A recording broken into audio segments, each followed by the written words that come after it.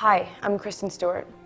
A few years ago I played a survivor of date rape on film, but the reality is that sexual violence happens every day and to too many women of all ages and backgrounds. It can happen to your sister, to your friend, your girlfriend, or your daughter. But did you know that college women are 4 times more likely to be sexually assaulted than the general population? Security on campus wants you to know that there are things that you can do to keep you and your loved ones safer. Unity, power, and awareness. Together, we can keep our campuses safe.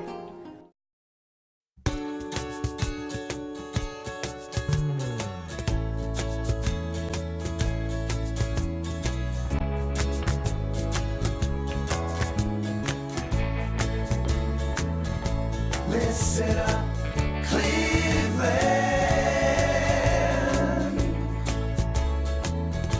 Listen up, Cleveland. Welcome to Listen Up Cleveland. I'm your host, Leah Haslage, and I'm here today with comedian Josh Womack, who's not just a great Cleveland comedian that's blowing up right now, but he is the creator of LaughStaff. Welcome to Listen Up Cleveland, Josh. Thank you for having me. Now tell us a little bit about LaughStaff and what made you decide to even start this business. Well, I think with LaughStaff we saw sort of a niche in the wedding industry to where, when you prepare for a wedding, there's a lot of things that are going to go right that day. You know how the table settings are going to look, the songs that the DJ will play, the order of the father-daughter dance and whatnot. Right. But there's a couple things that are kind of out of your control. Number one being the weather, and number two being you don't know what's going to come out of the mouth of that best man or that maid of honor. And that's kind of a wild card for a lot of best men and a lot of maids of honor before they do their speech. Especially with liquor involved and nerves. Absolutely, and just the tension, and a lot of people who haven't done public speaking before. Right. So we saw that as an opportunity to kind of coach up these best men and these maids of honor. And we thought, every time you watch a late night show like a Jimmy Kimmel or Jimmy Fallon or Jay Leno, they always have a team of writers behind the scenes who are helping them with their jokes. And our theory was, why not equip the everyday best man and maid of honor with that same talent?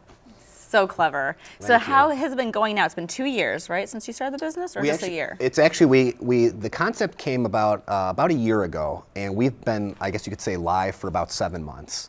And we've had almost 60 customers, which we've been really happy about. And the nice part about it has been, obviously, a majority of them have been from Cleveland, but we've also gotten people from other states. We've had people from Florida, New York, California, and we've actually had 2 customers from Australia too, which was really cool. That's fantastic. So that's the power of the internet for you. When you start kind of an internet-based company, you can go anywhere. And it's internet-based right here in Cleveland, which is Absolutely. excellent. We actually work out of the offices of Shaker Launch House in Shaker Heights. It's a business incubator which helps small businesses grow. So it's a great place to be. Now, how many comedic writers are on your staff right now? We have 12 writers on staff. 3 are from Cleveland. The others are primarily from the East Coast, Pennsylvania, New Jersey, New York. And these were hand-picked guys and girls. When we started this, I didn't want to throw like just a Craigslist ad out there or like a Facebook message. It's like, oh, we need comedians to write. I wanted to get specific personalities who I thought would do well at this. And we're really proud of the staff that we have. We have writers who've written for Jon Stewart. We have one guy who's written for the Howard Stern Show. And we actually have one guy who's contributed jokes to Saturday Night Live's Weekend Update. So, the writers that we have aren't household names, but they write for household names. How did you even find these comedians and these writers since you didn't put a Craigslist ad out, Sure. How do you find them? Well, when you do stand-up is a very small circle. And just doing shows the last 3 years as a comedian, you begin to meet certain people and you kind of get a knack of kind of what their style is, I guess. And especially working at Hilarities downtown, you run into some great acts, some very talented people. So when LaughStaff was all coming together, I reached out to a couple people that I kind of really bonded with, I guess you could say, and said, hey, this is kind of what I'm starting. What do you think of it? And that's how the talent pool came together. Now, who are some of these very talented comedians that write for you? We have a guy named Jay Black. He lives out of New Jersey, and he's opened up for Kevin Nealon a bunch of times. He was actually a former 8th grade science teacher turned comedian. Wow. And the funny part is I would say the majority of really talented comedians out there have been teachers in their former life because they're in front of an audience every day. True. And they just have constant material coming their way, especially from kids. That's very true. So Jay Black's one of them. Another guy's name is Chris Wilkes. He's out of New York. and he's written for Saturday Night Live's Weekend Update. Just very dry sense of humor, but a really great writer. Now, do you only select these writers, or can other comedians and writers out there come to you and say, hey, I would love to be a part of this business, let me show you what work I have? You know, I mean, right now we're keeping it to just the 12 writers. When people log on to LaughStaff.com, all the customers and clients have the option to choose whatever comedian they want. We have 3 female staff writers, so we have 9 guys, 3 girls, and you know, we get requests for a lot of maid of honor speeches, and sometimes the maid of honor wants obviously that female touch on it, and they have that option. Very great. Okay, when we come back to Listen Up Cleveland, we're going to take a look into your comedic side and comedic talents and some of the things you've been working on lately. Sounds good. All right, so stay tuned right here for more of Listen Up Cleveland. Listen up, Cleveland.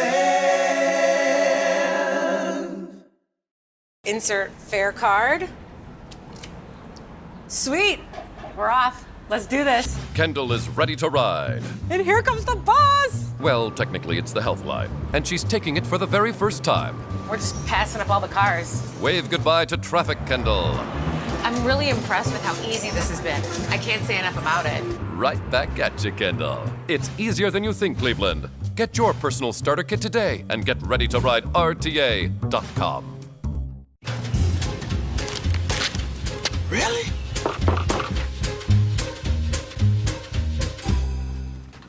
Buzz, what's up, man? You left some leaves burning out here. Yeah, I just came in just for a second. Come on, man. If it's too hot to touch, it's too hot to leave. You could torch the whole neighborhood. It's a good point there, Smokey. 9 out of 10 wildfires are caused by humans. Only you can prevent wildfires. Listen up, Cleveland. Welcome back to Listen Up Cleveland. I'm Leah Haslage with my guest today, Josh Womack, who is a local comedian and the creator of LaughStaff. All right, Josh, let's talk about your comedic side more. When did you get started in comedy? I got started in about 2008. I was doing an internship at the time at the Greater Cleveland Sports Commission, and I went to school at Bowling Green. And at the time, I got my degree in sport management. And it was a time when like everybody thought they were going to be Jerry Maguire, right? But no one turned out to be. So I ended up doing a internship at the Sports Commission, and I had a supervisor come up to me one day, and she pulled me aside and she goes, "I got to be honest with you, you're not that great of an intern, but you're kind of funny." So it was about the weirdest backhanded compliment I've ever gotten. Right. She goes, "You ever tried stand-up?" And I said, "No." She goes, "You should try it." So a week later, she brought it up again, and then she just kind of constantly like pushed me to, you know, keep trying it. So what I ended up doing, I ended up taking like a comedy workshop at the Cleveland Improv, where you meet for like 3 Saturdays, and you meet for 3 hours each Saturday, and you attempt to do stand-up in front of 8 people, which is extremely nerve-wracking, especially when you're young and you suck at it. You've never done it. And you've never done no it. Experience. You know, but we were all in the same boat together. You know, we were all trying to figure this language out a little bit. And then after that 3 weeks, you got to do a graduation performance at the Improv. Wow. On like a Wednesday night, you know, in front of your friends still, and that's family. big. And there is a VHS video of that tucked deep in an attic somewhere, I think at my mom's house. So we'll see if that ever makes the conversion to DVD. How did your family feel when you said, I'm not going to work in sports, I'm going to be a stand-up comedian? Well, I think they understood it. You know, it's one thing to kind of, you know, just joke around at home and things like that, but growing up, I would see my dad tell stories, you know, just at the dinner table, and they were always funny. And, you know, I think when you kind of grow up in that environment, telling jokes on stage almost just makes sense. You know, so instead of just in front of mom, dad, and 2 brothers, you're in front of, you know, an audience, and hopefully they like you. Is that the best part to you of being a comedian? Is it the storytelling in a joke style, or is it just making people laugh? I think it's the response. You know, when you're doing stand-up and you see people out in the audience, especially when you do a show at a comedy club and when it's a bigger act, and you know people have taken the time out of their day to, you know, drive downtown, buy tickets, you know, buy food, and when you're doing your jokes, if they're leaning forward and they're smiling at you, then you know you're in a good spot. You know, and when you can see it on their face that they're actually enjoying what's happening at that moment, it's a great feeling. You've been doing a lot of work at Hilarities, emceeing events and doing your stand-up. How did you get involved over at Hilarities? You know, it was one of those things where when I first got into stand-up, that was the club that I always wanted to work at. You know, that was the goal. Right. And you knock on the door for so long, and you get a lot of doors slammed in your face, as with any profession. Right. But there's a guy out of Cleveland who actually lives in California now. His name's Jason Lawhead, and he's a comedian who actually grew up in Lorain. And he was coming back to headline at Hilarities on Thanksgiving Eve 2 years ago. And I reached out to him and I said, hey, I would love to open up for you if there's that opportunity. So he made a couple phone calls, kind of got my my foot in the door a little bit, and I've been working there for about the past 2 years now.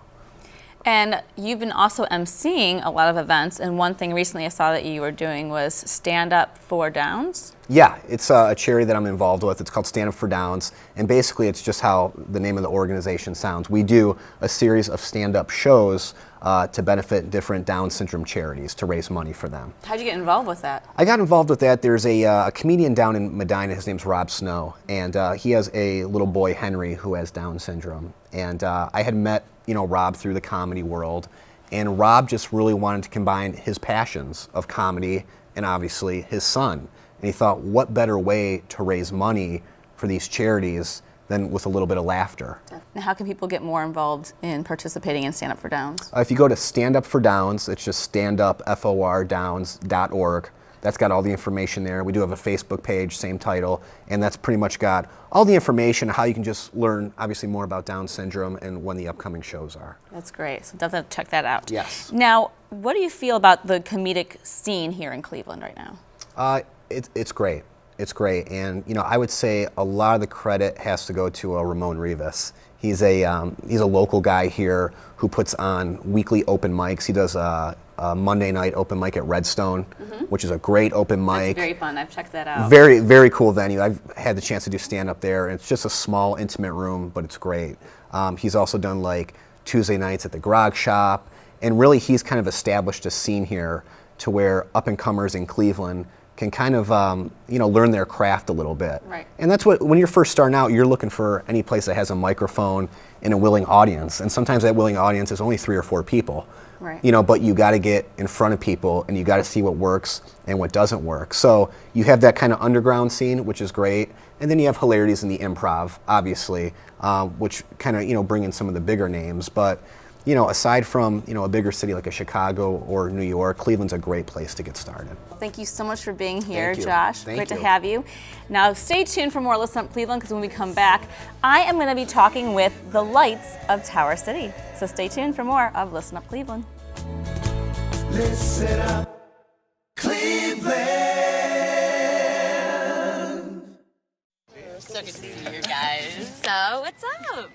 Oh, we finally bought a place. Holy cow. You seriously have enough saved to do that? We've been putting a little aside each month. Jeez, at the end of the month, we have nothing left to save. Yeah, I have no idea where it goes. Well, you're spending a lot on... Was it good? Oh, God.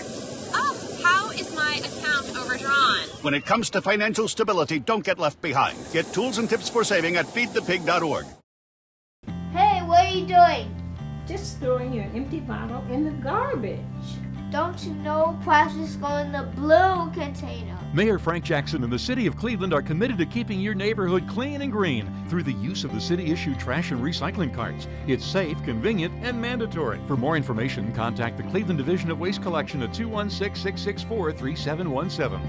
How did you get to be so smart? I had a good teacher. Listen up, Cleveland. Tower Lights, you have been very popular on Twitter, and you said earlier to me that you started in March. What made you decide to start the Twitter page? Well, we had discovered that there was a person in Ohio City that had a Tower Lights Twitter handle, and they were representing themselves in a harmless way as someone who is actually involved in the lights and sending out tweets about the lights. So we saw that and we weren't really happy about that. And we decided to set up a Twitter handle, and the first move was to attack him and his followers. So we aggressively kind of started that process to the point where we started offering people, the 25th follower gets to pick the colors, just to try to get people to realize that, the real tower lights is on the job, and don't be fooled by imitations. And you've had a lot of requests since you started that. What's been the strangest request? Oh wow, the strangest request. I had one when they were electing the Pope. They wanted red for the enclave. That was a little off the wall. Most of them are not really all that strange because most people just ask for a color. Most people don't ask for a color for a specific reason. They just like a color, and those are the types of requests that we get. Now, when did you start doing the various colors on Tower City? We started doing colors on the terminal tower probably about 15 years ago, actually. And the process then was we had lights around the exterior of the building, and we had to send people out onto the building, climb around the building, and put theatrical gels on the lights to achieve the color. So when we would do red and green for the holidays, it took about 3 days to set it up. We had 6 or 7 guys that were all over the building putting these gels on. We would run the color, and then after the holiday season, we'd take it down. And we'd do the same thing for the 4th of July, and then we started dabbling in orange for the browns at that time, too. And then the terminal tower underwent an extensive facade restoration. It started in 2005, about a 5-year process. And as part of that, we decided we'd like to have some lights that we had more control over. So we had the LED lighting system that installed. There are 508 LED light fixtures that go from the 30th floor all the way up to the 52nd floor. And we have the ability now to pre-program colors. We can set it on a schedule that they'll happen automatically, or we can push a button and change them instantaneously. Yeah, I noticed you have a schedule posted online currently that people can check out. And on that, there's also a request form, kind of going back to with the Twitter, with people tweeting you with requests. People can also go online and sign up. Is that right? One of the other things that on the Twitter account, in the past, we would light up colors, and some were very recognizable. If you're doing pink in October, people know it's breast cancer. But if you're doing purple in November, some people don't realize that's Alzheimer's awareness. So we wanted a mechanism to be able to put it out there to the public that this is why the tower is the color that it is. And a way to kind of capture those requests is we set up an application process on the Terminal Tower's website where you can go in there, there's a selection criteria, and you can fill out the application, submit it, and we have a group that reviews that and determine if it's something that is worthy of lighting up for. Yeah, I was going to say, because obviously October is breast cancer awareness, and you have been doing pink so far. Did you guys decide on which causes to represent when the tower lights up to represent them, or did they come and seek you out as a way to help promote their cause? The different organizations will seek us out. The only times where we kind of light up on our own, the federal holidays, we'll light up red, white, and blue for those. The holiday season, we'll light up for that. When the Indians or the Cavs or the Browns or the teams are playing, we'll pick those. But most charities will contact us and say, this is our organization, these are the colors we're looking for. And then we review the application and work with them. They provide signage that gets put up down in the portico of the terminal tower so people see and understand who they are. And then we'll tweet the colors, we'll tweet their Twitter handle, we'll tweet their website and try to get some awareness to their campaign. Now, whether it's with these causes or just with a follower, has there been a moment that's touched you that you were able to make someone's day with changing the colors? There's been a few, and most of it is related to the breast cancer awareness. We just started doing that, and I had probably about 5 or 6 tweets last night where people are saying, this is, my mother survived this, I had breast cancer, that sort of thing. September was Childhood Cancer Awareness Month, which was really kind of interesting to me because I'd never heard of it. And when we received multiple applications from different groups on this, but none of them were really national organized groups. They were individuals that had a personal story and they were trying to get the tower lit. So I tried to get out there and see about getting a big national presence, and it didn't exist. So that was kind of interesting. But we lit up gold, and we got a good story out there about one young boy, that Tommy, who actually survived a brain tumor that he had, and it was a great story. And then I got an email a couple days later from his father, who's a lieutenant colonel in the Special Forces serving in Afghanistan. And that was really moving because, you know, the story itself about Tommy was tremendous, about his survival and his courage. And then you get that from his dad, and you know, you just don't know the whole backstory on a lot of these people that are suffering through these different illnesses. So it's great. What we do, what I do, is very insignificant compared to what the people that are really going through these different trials in their lives that we try to raise awareness for. Well, that's amazing. And you made someone's day, even though you may not think right away just because you're changing a color, but you do make a lot of people's day. Yeah, and they make my day too. I mean, it's inspiring when you see what people are going through, and it makes you feel really, you know, kind of humbled by the whole thing. Definitely. Well, if other people want to reach out, of course, they can follow you on Twitter and seek you out, and also get to the request form. And now I have one request for you. Okay. Can we change the colors to TV20's colors? Sure. But what? And those are red, white, and blue. Red, white, and blue. We love red, white, and blue. I'm sure we can accommodate you. Thank you. You're welcome.